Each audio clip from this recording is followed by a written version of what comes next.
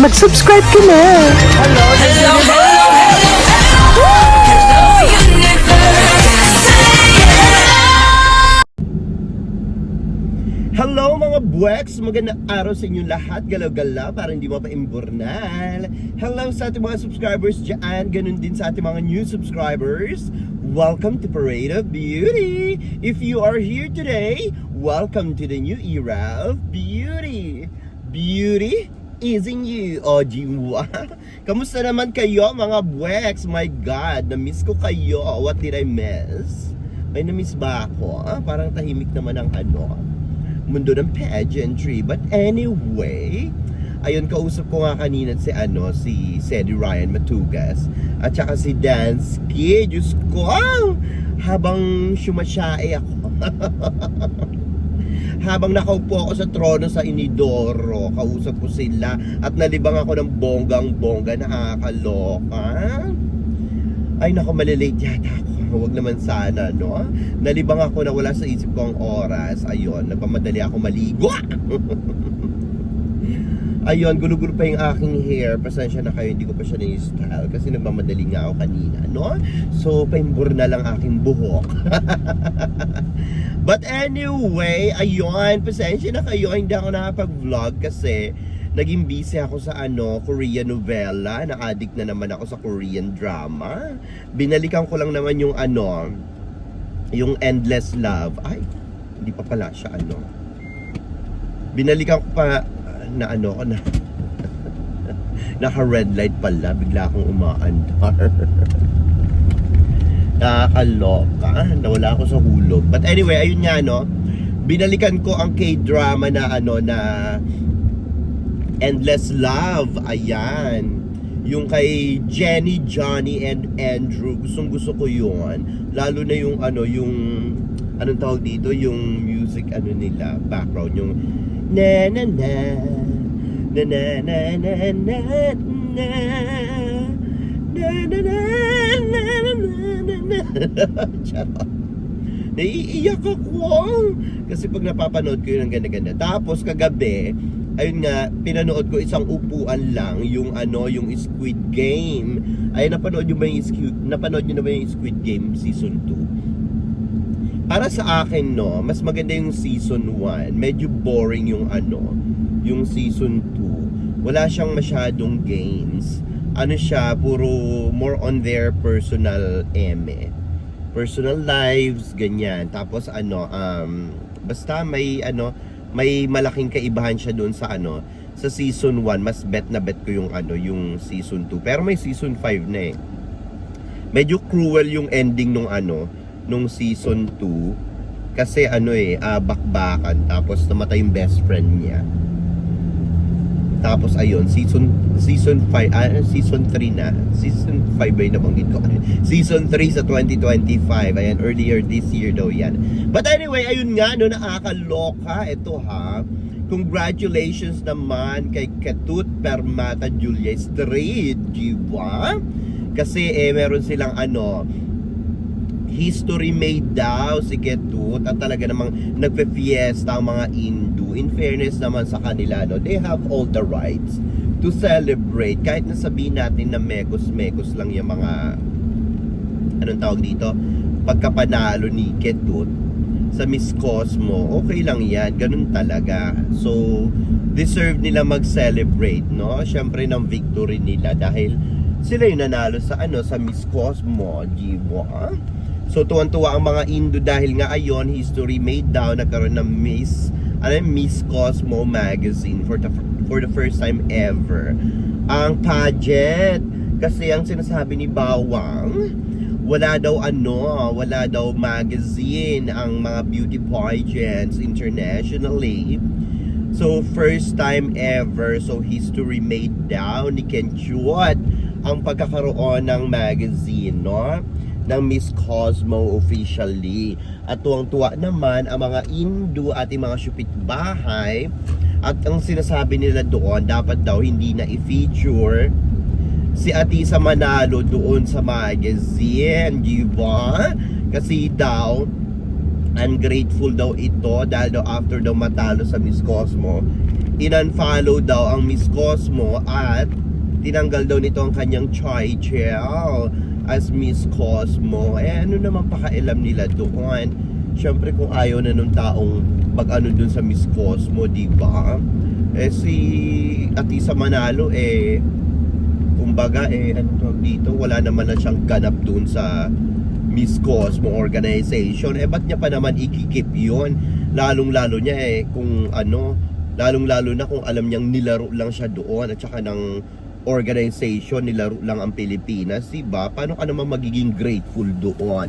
Diba? Milyon-milyon ang ginaso sa Miss Cosmo tapos ganun lang ang ginawa sa kanya. Tama lang na gawin niya yun, no? So itong mga Indo, sinasabi nila na wag daw isama si Atisa Manalo doon. Inuutusan nila ang organization, si Bawang. Inuutusan nila na ganito yung gawin, ganyan yung gawin. Akala mo naman mga sponsors itong mga ito, di ba? Nakakaloka talaga itong mga Indo na ito, no? Nananahimik na nga ang Pilipinas, kumbaga gusto talaga nila ng warla-warla, kaya winawarla rin sila ng mga Pinoy, di ba? Dahil nga ganyan yung ginagawa nila sa atin. Tapos pag sasabihin nila sila yung aping-api, di ba? Ganyan yung mga Indo na yan Kunyari sasabihin nila na nangunguna mga Pinoy, sila naman yung nangunguna dyan, di ba? Parang naghahanap sila lagi ng ng gulo, di ba? Hindi na lang sila, ang dami kong naaanong buhok, nakakainis ako. Nakakainis yung pag ang dami kong gusto ko na nga magpakalbo. Naiinis na ako, ang daming nalalaga sa buhok, sayang. Diba, girls, alam nyo yan. Pag long hair kayo, ang daming nalalaga sa buhok. But anyway, ayun, congratulations. At ito pa, syempre ang Sash Factor ni number 1 nga, si Ken Chut, diba? Ano nga daw siya, Queen of the Year. Nakakaloka naman. Talaga namang todo-todo ang tagumpay ni ni Ken Chut at saka ng organization, di ba? At saka kung hindi ako nagkakamali, ang pageant of the year ng ng anong tawag dito, Sash Factor International. Si MGI o Jiwa Bongga, wag na kayo magulat, baka mamaya may Sash Factor na sa MGI na mag media, di ba? So why not? Di ba?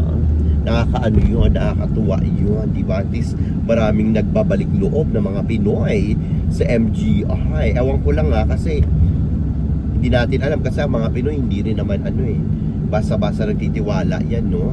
Hindi porke syempre na first runner up tayo na parang nakuha na yung loob ng tuluyan, hindi naman siguro. We'll see, no? O tapos pag napaimbor na naman ang Pilipinas, ayan, no? So ayaw na naman sa MGI, ganun ba yun? Ay nako, syempre ganun talaga, no? Kung saan ka kikita dun ka, charot, diba? Ganun lang yun. Sabi nga nila gulong ng pala, diba? So go lang ng go. Kung ano yung maingay na pageant, doon dapat, diba? So ayan, at saka ang ganda pa naman next year kasi sa Thailand dyan i-host, diba? Malapit lang sa Pilipinas. Kaya nga lang 1 year yan, 1 month yan bakit ba nasabi ng 1 year? 1 month ang kanilang papay dyan. So matirang matibay dyan, di ba? So ako naman, okay lang ako mag 1 month doon kasi marami naman akong annual leave, di ba? Tsaka kayang-kaya naman natin yan, di ba? So ayun, nakakaloka. Tapos ayun nga ang Miss Cosmo sa sa December. Parang sarap magpunta sa Vichy ng December kasi yan malamig-lamig, no? Sarap magpunta diyan sa sa Vichy. Tapos more on sila, tawag dito? Tawag dito? Parang laid back sila. Ang ganda magpunta diyan sa Vichin Kaya lang may rin, may pagka-boring din ng konti. Maganda lang diyan sa Vichin shopping, ganyan. Ano pa ba? By next year baka hindi na ako mag-cover ng Miss Grand International. Kasi masyado siya matagal, 1 month. So ang gagawin ko next year, parang gusto ko kasi mag-Europe next year. Ang gagawin ko next year, baka ang i-cover ko ano na lang, Miss Universe, ganyan. Diba? Isang pageant na lang. Miss Universe Philippines at saka Miss Universe. Kasi masyadong malayo ang masyadong matagal ang Miss Grand International, 1 buwan, di ba? Sayang yung mga times na kasama ko ang aking family, di ba? But anyway, ayun nga, no, ito naman, nakakaloka naman ito. Si Vina Pravinda, o di ba? Ay magbabalik nga sa MUT. Nakakaloka ito, mga bweks, ha? Okay din itong si yan talaga, bet na bet talaga yun si Vina. Alam nyo, gandang-ganda talaga ako sa kanya.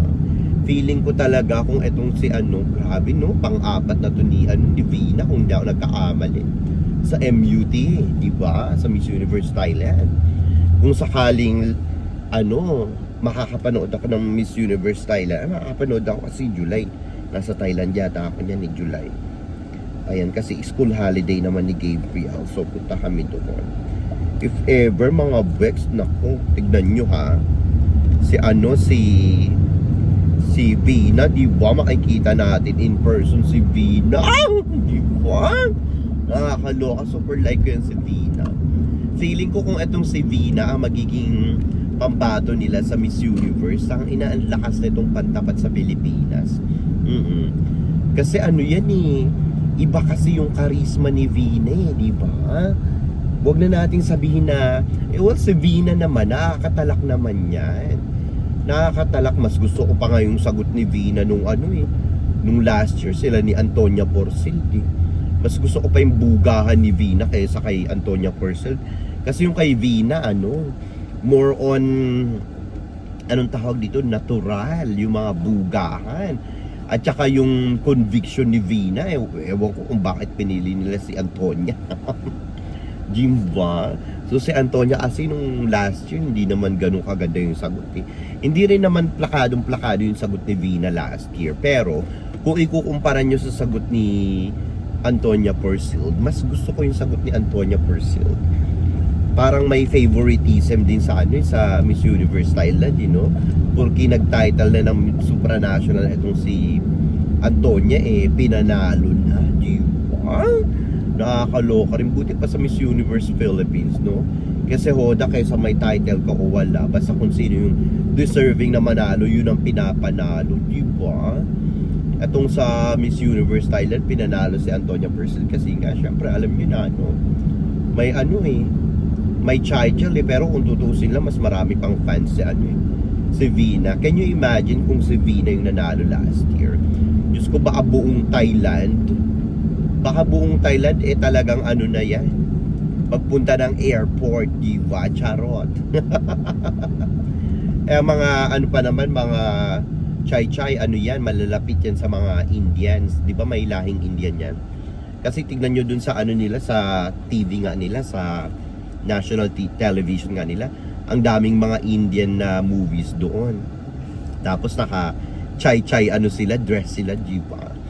Marami kasing Indians yan sa sa Thailand, lalo na sa Pattaya. Tapos si Halu, tignan niyo yung niya. Pag napunta kayo ng Thailand, hanapin niyo yung yung channel na JKN. Puro Indian movies yung nandoon, pati Indian TV series, nakadub siya sa Chai language. So malapit sila sa sa Indians. So ayun, so kung talagang itong si Vina ang nakoronahan last year, tingin ko talagang ang daming supporters nito at saka malakas ito. Hindi man ito ganun ka galing sa kudaan, pero ngayon kasi sa Miss Universe, hindi na yun yung tinitignan di ba? Hindi na yung mga kudaang ganyan-ganyan. Kumbaga niluluto na lang ni Halu ng bongga. At saka ni anong tawag dito sino to? Si Raul at saka ni Osmel Souza. So caring na kesyo Di ba? Ako gusto ko talaga yun si Vina. Sana ibigay na sa kanya, no?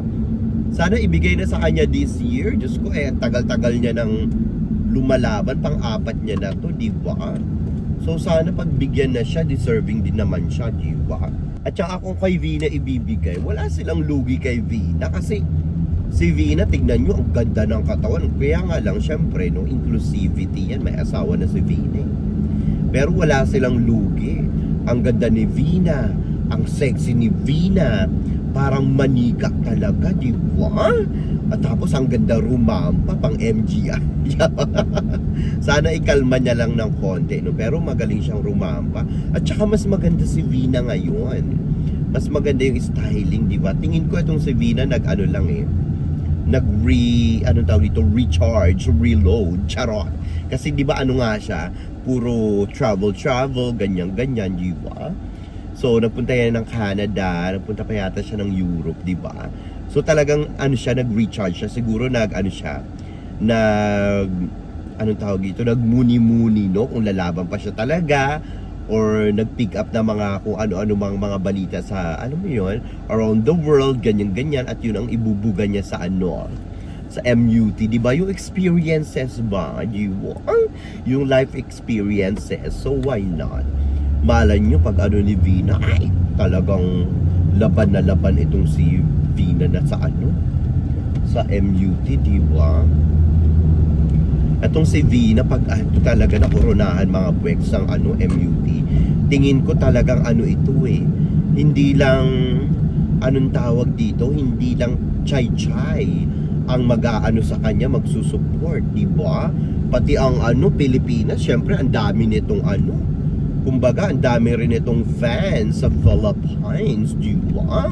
Talagang matutuwa din ang mga Pinoy kasi I don't know, parang ang gaang-gaang ng loob natin kay Vina, no? Maraming mga Pinoy na gustong-gusto rin si Vina, Grabe naman kasi yung nito, yung charisma, no? Grabe yung katawan, yung styling, yung fest niya ngayon, makita mo si Vina, wala namang ginawa sa kanya, no?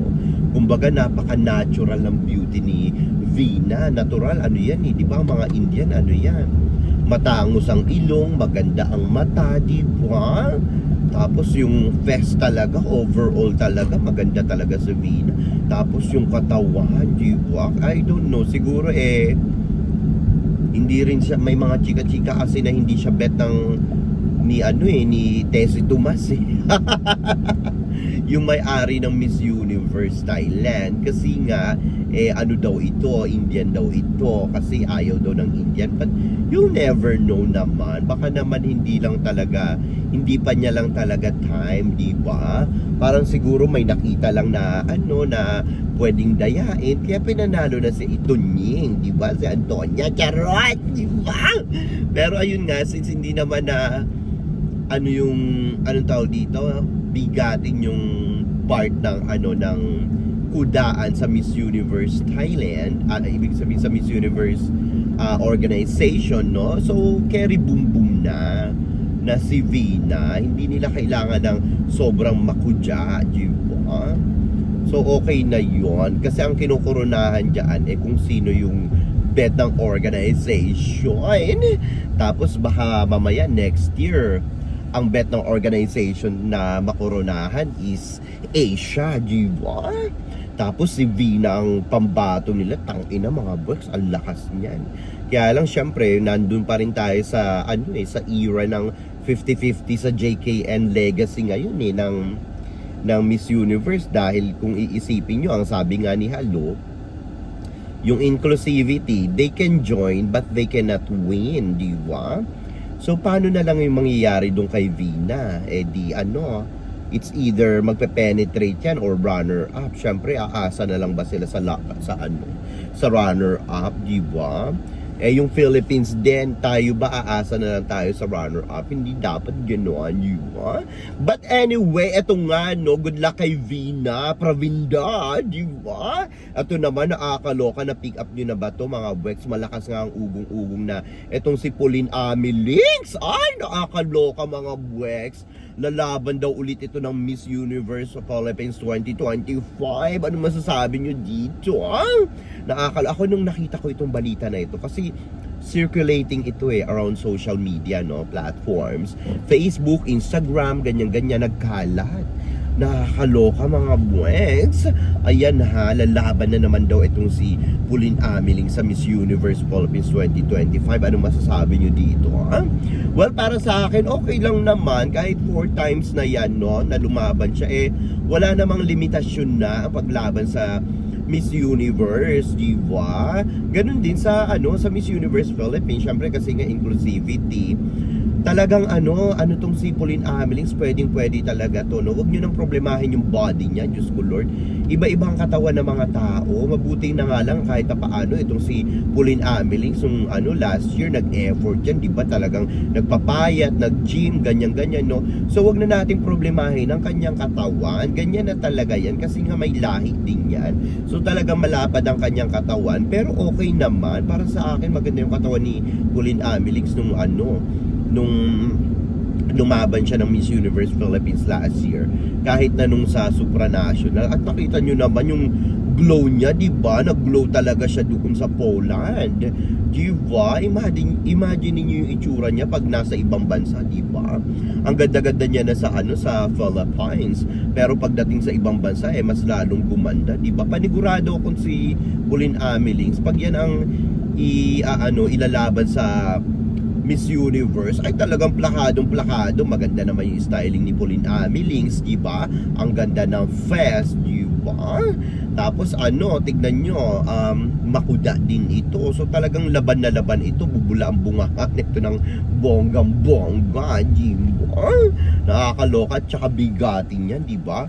First runner-up yan ng supranational. Kaya nga lang, ang tanong, si Halu the Universe at saka si Raul, sino ba talagang makokoronahan next year, di ba? So hindi rin natin alam kung Asia ang target nila next year.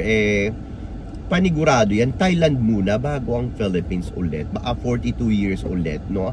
Baka patay na tayong lahat bago makoronahan ulit ang Pilipinas. Wag naman sana.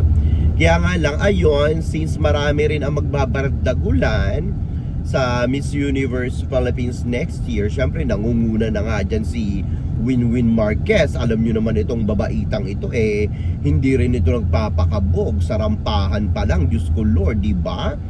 At saka ang bunganga styling din nito, ibang-iba, di ba? Ang styling niya, tapos ang bunganga nito parang din, Armalite din ito, talagang hindi ito nagpapatumpik-tumpik. So kailangan itong si Pauline Amiling talagang galingan niya na dito sa Miss Universe Philippines, kasi kung sa ngayon wala pa naman ako nakikita sa mga nakoronahan nakikita ko may mga makukuda tulad si Cebu, di ba? Yung dalawa sa Cebu diyan, pero yung isang Cebu City North yung nanalo, di ba? Tapos yung isang Cebu, nakalimutan ko kung saan, yung nag-join na dati ng nakalimutan ko yung pangalan niya, yung nag-join na dati ng Miss Universe Philippines, batch ni Rabia Mateo yata yun, maganda naman din yun, no? Sana magpapahayat pa siya ng konti. Lalaban din yun kasi dalawa yung representative ng Cebu. Pero ayun nga, makuda din to, no? Yung babaeng yun, nakikita ko itong dalawang ito, kung baga mas marami ako nakikita na makuda kesa yung sa sobrang makuda tas pasabog yung ganda. Tingin ko mas marami yung masasabi nating makuda lang, parang gano'n, diba? Pero kasi sa Miss Universe ngayon, hindi na inaano makuda lang. Kailangan talaga maganda talaga mga buwets, diba? Tulad nga ng sinasabi ng iba na etong si Victoria, diba? Na ano daw ito, Diyosahan, diba? Daw. Sa akin, hindi naman siya Diyosahan, Diyos ko. Mas nagagandaan pa ako Chelsea kaysa kanya, kay Chelsea Manalo. But anyway, ito talaga ang maganda, no? Si Pauline Amiling, tapos makuda, dapat talaga ganyan ang kinukuha, di ba? Pero okay lang din naman kung sino, basta deserving naman sa sa corona na Miss Universe Philippines, di ba? At panigurado naman kung etong si Pauline Amiling ang tawag dito, ang magiging representative natin sa Miss Universe, wala akong masasabi diyan. Diyos ko, talagang very high caliber na yan. Di ba? Talagang panong-palo yan si Pauline Amelings. Kaabang-abang yan sa Miss Universe Philippines 2025. Di ba? Anyway mga buwes, ano masasabi nyo dito sa ating mga chika ngayong araw na ito? Mag-ingay sa ating comment section para makita ko rin ang inyong mga opinyon. Hanggang sa susunod nating mga chika-chikahan. Bye for now mga buwes, and I love you all. Bye! See ya!